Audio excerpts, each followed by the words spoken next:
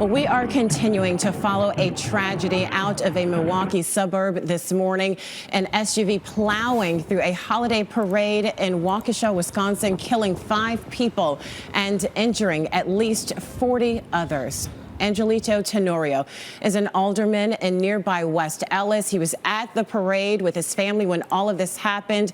Thank you so much for joining us now live to talk about this. We really appreciate your presence this morning. Good morning. Thank you for having me. Now, not only were you watching this parade, you were actually marching in it. Please take us through what you saw happen. That's correct. So I'm also a candidate for Wisconsin State Treasurer. So I was marching in the parade initially with the Waukesha County Democrats. And our group had just finished the route. And my family and I, with my campaign manager, we decided we wanted to circle back to watch the rest of the parade. We headed back to Main Street to see the rest of the performers, dancers, musicians, and then we wanted to grab some food and enjoy the rest of the evening. But as we were walking back towards Main Street, that's when I saw the SUV just speeding down the parade route. And it all happened so fast. And then all of a sudden, we heard this loud bang. And immediately, just deafening cries and screams. People who are fearful, in pain, in agony, just screaming, running away, fleeing from the scene, leaving behind their belongings, looking for their loved ones, looking for the kids. And the scene quickly cleared out. And at that point, it looked like that there were folks lying in the middle of the streets, lying still, lying lifeless. Wow. And then first responders came in, police officers came in, ambulances came in, secured the area. And it was truly a horrific scene.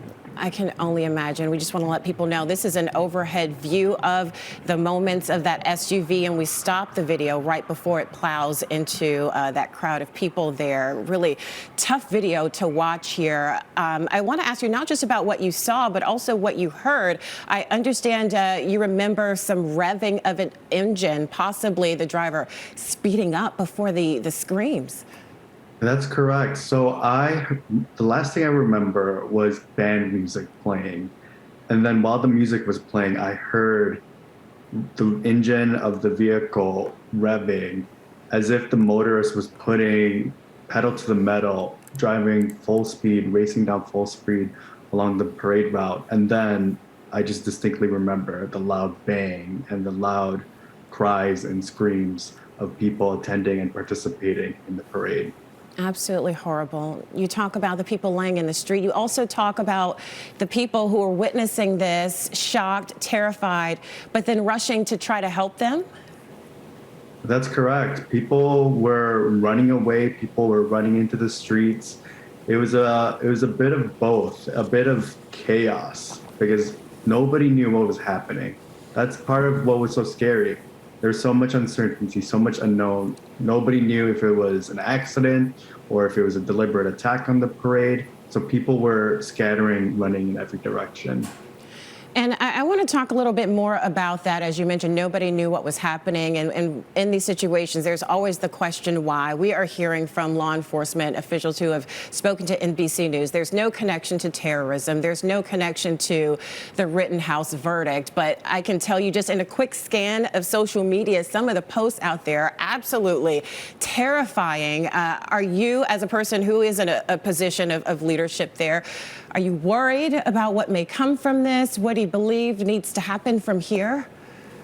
I am worried and I am frightened, but I really hope moving forward from this tragedy, I really hope for healing and strength and resilience in the community, in Waukesha. The people of Waukesha, the Waukesha community is very strong and resilient. So I really do hope for people to come together and to be strong and for healing.